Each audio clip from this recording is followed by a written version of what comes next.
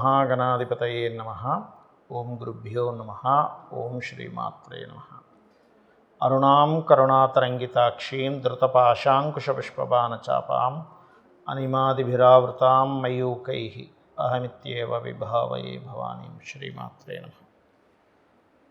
ప్రేక్షకులకి లలితాంబిక అమ్మవారి యొక్క అనుగ్రహం పరిపూర్ణంగా కలగాలని మనస్ఫూర్తిగా కోరుకుంటూ మనం ఈరోజు రవి యొక్క మార్పు మనకి ఆగస్టు 17వ తేదీ నుంచి సెప్టెంబర్ 16వ తేదీ వరకు రవి సింహరాశిలో తన ఓన్ హౌస్లోకి వెళ్తున్నాడు. కేతుతో కలిసి కూడా ఉన్నాడు. ఇది చాలామందికి మంచి ఫలితాలు ఇస్తుంది, అందులో ఎటువంటి సందేహం లేదు. కాకపోతే ఏదైనా మీ యొక్క మహాదశ అంతర్దశల్లో గనక రవి బాగోనట్లయితే మీకు రవి మీ జన్మజాతకంలో అంత బలహీనంగా ఉన్నట్లయితే మహాదశ అంతర్దశానాథుడు రవి ద్వారానే ఎఫెక్ట్ అయ్యే జాతకాలు ఉంటే తప్పితే ఈ ఇబ్బంది ఏమి ఉండదు. అయితే ఇక్కడ నేను ఎక్కడైనా నెగిటివ్ రిలేటెడ్ సంబంధించిన ఏమైనా వచ్చినప్పుడు నేను చెప్పినప్పుడు అది పరిహారం చేసుకుంటే క్లియర్ అయిపోతుంది, దానికి టెన్షన్ పడాల్సిన అవసరం లేదు. సూర్య అనుగ్రహం కోసం సూర్య నమస్కారం అంటే సూర్యుడిని నమస్కార ప్రియుడు అంటారు. సూర్య భగవానుడిని నమస్కరించుకుంటే చాలా తగ్గిపోతుంది. అయితే ఇక్కడ ద్వాదశ లగ్నాల వారికి లగ్నం తెలియని వారు రాశి చూసుకోండి. ఇక్కడ ఏమీ కన్ఫ్యూజన్ లేదు. లగ్నం తెలిస్తే ఫస్ట్ ప్రియారిటీ లగ్నానికి ఇవ్వండి. లేదండి మాకు లగ్నం తెలియదు రాశి, హ్యాపీగా రాశి చూసుకోవచ్చు. అయితే ఈ యొక్క విషయాలు చెప్తుంది నేనైనప్పటికీ కూడా చెప్పిస్తుంది సాక్షాత్ లలిత అమ్మవారిగా భావిస్తూ ఒక్కొక్క లగ్నము లేదా రాశి గురించి మనం తెలుసుకుందాం. మకర లగ్నము, మకర రాశి. మకరం వారికి అష్టమ స్థానంలో రవి 17 ఆగస్టు నుంచి సెప్టెంబర్ 16వ తేదీ వరకు సంచరిస్తుంటాడు. దీని మూలంగా అష్టమ స్థానం అనేటువంటిది పూర్వీకుల ఆస్తి, అందులో ముఖ్యంగా తాతగారి ఆస్తికి సంబంధించిన విషయం. సో ఈ తాతగారి ఆస్తి రావడం ఒకటే కాకుండా తన ఉచ్చస్థానానికి కోణస్థానంలో ఉన్నాడు కాబట్టి తండ్రి ఆస్తి కానివ్వండి, తాతగారి ఆస్తి కానివ్వండి, ఓన్గా ఏదైనా ప్రాపర్టీ కొనుగోలు చేయాలనుకునేటువంటి ప్రయత్నం సఫలీకృతం అవ్వడము, రీసెర్చెస్ చేసేటువంటి వారికి, పిహెచ్డీస్ చేసేటువంటి వారికి కలిసి రావడము, మీ యొక్క జీవిత భాగస్వామికి తండ్రి ద్వారా కానీ గవర్నమెంట్ ద్వారా కానీ ఏదైనా ఆరోగ్యపరమైనటువంటి వాటి ద్వారా కూడా కొంతవరకు ఫైనాన్షియల్ గ్రోత్ పెరగడము, ఇటువంటివి ఈ యొక్క రవి ఇస్తాడు. కాకపోతే మీరు ఎట్టి పరిస్థితుల్లో అష్టమంలో రవి అష్టమాధిపతి అష్టమంలో ఉన్నందుకు సర్వసాధారణంగా మకర లగ్నానికి ఏంటంటే మకరానికి కావచ్చు, ధనస్సుకు కావచ్చు, ఈ రవిచంద్రుల విషయంలో ముఖ్యంగా రవి విషయంలో అష్టమ దోషం పెద్దగా వర్తించదంటూ ఉంటారు. కాకపోతే ఇక్కడ ఏంటంటే మీకు పర్టికులర్గా ఈ యొక్క రవి యొక్క ఫలితం పూర్తిగా రావాలంటే మీరు అంటే ప్రాపర్టీ విషయంలో ముందుకు వెళ్ళలేకపోతున్నాను అనుకున్నప్పుడు గణపతిని ఆరాధిస్తూ సూర్యుడిని గణపతిని ఎక్కువగా ఆరాధించాలి. మరియు మరొక విషయం ఏంటంటే ఇక్కడ గమనించుకున్నట్లయితే ఈ గ్రహాల్లో ప్రత్యేకంగా రవి 2వ స్థానంలో ఉండే రాహు మీద 2వ స్థానం వైపు వస్తున్నటువంటి శని మీద దృష్టి ఉంది కాబట్టి మీరు ఎట్టి పరిస్థితుల్లో కుటుంబ సభ్యుల్లో బాగా వయసులో ఉన్నటువంటి బాగా ఏజ్డ్ పర్సన్స్ సంబంధించిన వ్యక్తులకు ఎవరికైనా మనీ ట్రాన్స్ఫర్ చేసేటప్పుడు మనీ విషయంలో, మనీ మ్యాటర్స్ విషయంలో చాలా జాగ్రత్తగా ఉండండి. మరియు లలితా సహస్రనామాలు మరియు ఓం సంపత్కరీ సమారూఢ సింధుర వ్రజసేవితాయే నమః అని చెప్పి చేయండి, ఖచ్చితంగా బాగుంటుంది. సూర్య ఉపాసన ఒక్కొక్క మాసంలో లేదా ఒక్కొక్క సమయంలో గ్రహం మనకు బలంగా ఉన్నప్పుడు ఆ ఉపాసన అంటే మీ లగ్నం నుంచి ఎవరైతే ఆ పంచమాధిపతి అవుతారో ఆ సమయంలో చేసే ఉపాసన అద్భుతమైనటువంటి ఫలితాలు ఇస్తుంది, గుర్తుపెట్టుకోండి. అందులో ప్రధానంగా మనకి శాస్త్రాల్లోని వేదంలోని చెప్పినటువంటి అంశం ఏమిటి అంటే ఆరోగ్యం భాస్కరాదిత్య. మనకేం కావాలండి? అనారోగ్యం లేకుండా ఆరోగ్యంగా ఉంటే చాలు. ఆరోగ్యమే భాగ్యం అంటూ ఉంటారు.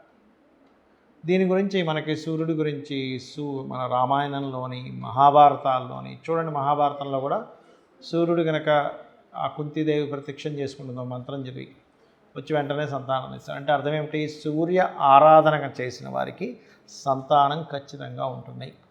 సూర్య ఆరాధన చేసిన వాళ్ళకి పేరు ప్రఖ్యాతులు వస్తాయి. ప్రమోషన్స్ రావట్లేదు, సూర్య ఆరాధన చేయండి. అదేవిధంగా నేమ్ అండ్ ఫేమ్ రావట్లేదు, సూర్య ఆరాధన చేయండి. అంటే చాలామందికి సందేహం, ఆరాధన అంటే ఏం చేయాలి? ఎందుకంటే చాలామందికి ఈ తెలుగు టెర్మినాలజీ తెలియకపోవడం వల్ల కూడా ఆరాధన అంటే ఏం చేయాలండి అని అడుగుతుంటారు.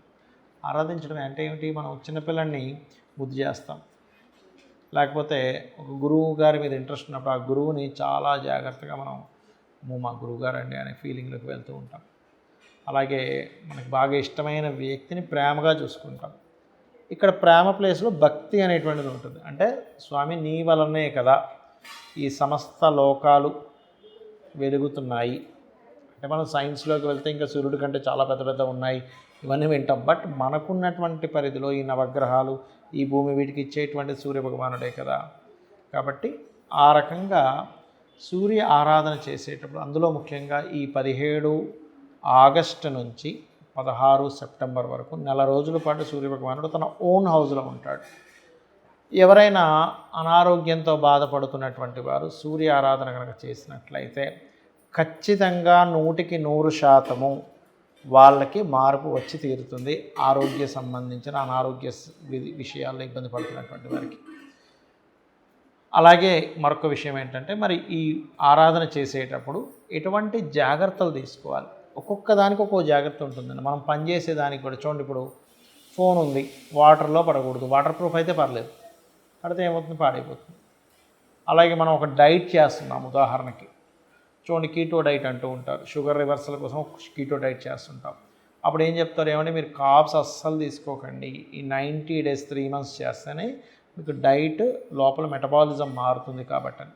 అంటే ఏమిటి, ప్రతి దానికి కొన్ని నియమాలు ఉన్నాయి. అయ్యప్ప స్వామి దీక్ష తీసుకుంటాం, మాల ధరించారంటే నియమాలు పాటించాలని. అలాగే సూర్యభగవానుడు అనుగ్రహం కావాలంటే లైఫ్ మొత్తము కూడా మీరు అర్థం చేసుకోవాల్సింది, ఆదివారం నాడు నాన్ వెజిటేరియన్ ముట్టుకోకూడదు. మనకి శాస్త్రాల్లో ఉంది, స్త్రీ తైల మధుమాంసాన్ని త్వజతే, అంటే స్త్రీని కలవకుండా ఉండడము, అంటే ఆ రోజు ఆదివారం నాడు కలవకూడదు సొంత భార్య అయినా కూడా. అలాగే తైలము అంటే తలకి నూనె పెట్టుకోకూడదు, మధువు మాంసము ఆదివారం నాడు స్వీకరించకూడదు అని చెప్తుంది శాస్త్రం. ఎందుకు అంటే ఇక్కడ శుక్ర సంబంధించిన, శని సంబంధించిన కార్యక్రమాలు మనం చేస్తున్నాం. దానివల్ల శుక్రుడు శయాసౌఖ్యానికి కారకుడు, సూర్యుడికి వ్యతిరేకమైనటువంటి ఎనర్జీ అది. నూనె శనికి సంబంధించింది, మధువు మాంసం కూడా శనికి సంబంధించినవి. వధ కదండి, మాంసం తింటున్నాం అంటే ఏమిటి, అక్కడ ఒక ప్రాణిని చంపేసి తింటున్నాం. కాబట్టి మధువు అంటే ఒక మత్తు ఎక్కించేది, సూర్యుడేమో వెలుగు కారకుడు. అంటే నువ్వు డిఫరెంట్ ఎనర్జీస్లోకి వెళ్ళినప్పుడు ఈ ఎనర్జీ నీకు సపోర్ట్ చేయదు. ఎలా అయితే మనం పథ్యం చేయాలంటారు, కొన్ని ఆయుర్వేదంలో ఉంటుంది, మీరు ఇవి తినకండి, ఈ వంకాయ తినకండి, ఆలుగడ్డ తినకండి, ఇది ఆ ఔషధం వాడేటువంటి వారికి.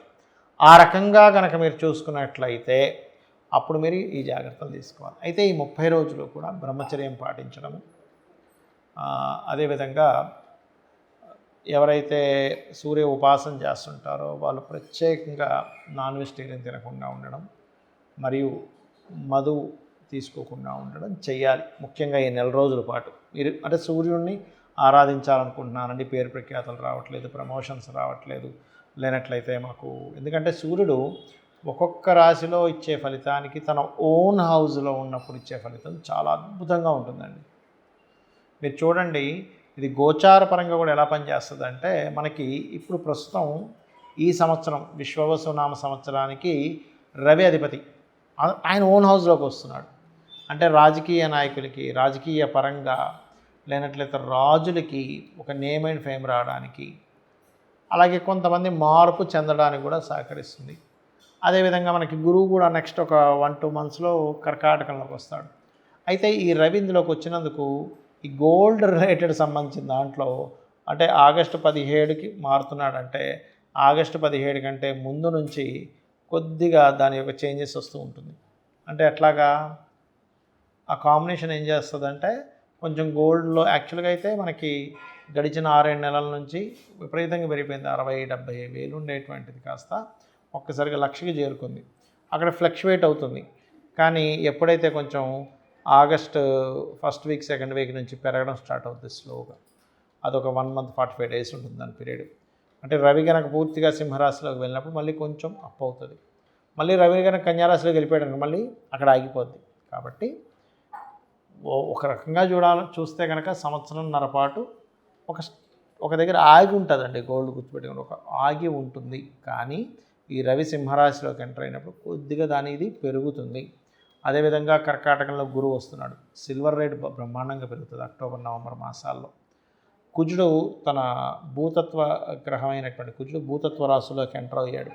కాబట్టి ఇక్కడ ల్యాండ్ రేట్స్ పెరుగుతాయి. అపార్ట్మెంట్స్ ఇవి కాదు, ల్యాండ్ రేట్స్ బాగా పెరుగుతాయి. సైన్యం, ఎందుకంటే సైన్యాధిపతి ఈ సంవత్సరం బుధుడయ్యాడు కాబట్టి సైన్యం కొంచెం తిప్పికొట్టడము, సైన్యం యొక్క అంటే మన భారతదేశానికి ప్రత్యేకంగా అనేకమైనటువంటి దేశాల నుంచి ఆర్డర్స్ రావడము, వెపన్స్ అమ్ముడుపోవడము, ఒక 20 దేశాలు దాదాపుగా మీకు పెరుగుతుంది. 20 దేశాల నుంచి మనకు ఆర్డర్స్ వచ్చాయి అంటే ఏమిటి, మనం కనుక సప్లై చేస్తే మనకు వాళ్ళంత సంపద పెరుగుతుంది. కాబట్టి ఆ కీర్తి సంపద దేశవ్యాప్తంగా కూడా వస్తుంది ఈ గ్రహాల మార్పు వల్ల. మీరు గనక ఈ సూర్యోపాసన కనుక చేసుకోగలిగితే ఖచ్చితంగా మీకు కూడా సూర్య అనుగ్రహం, అమ్మవారి అనుగ్రహం కలుగుతుంది. కలగాలని మనస్ఫూర్తి కోరుకుంటున్నా. శ్రీమాత్రే నమః.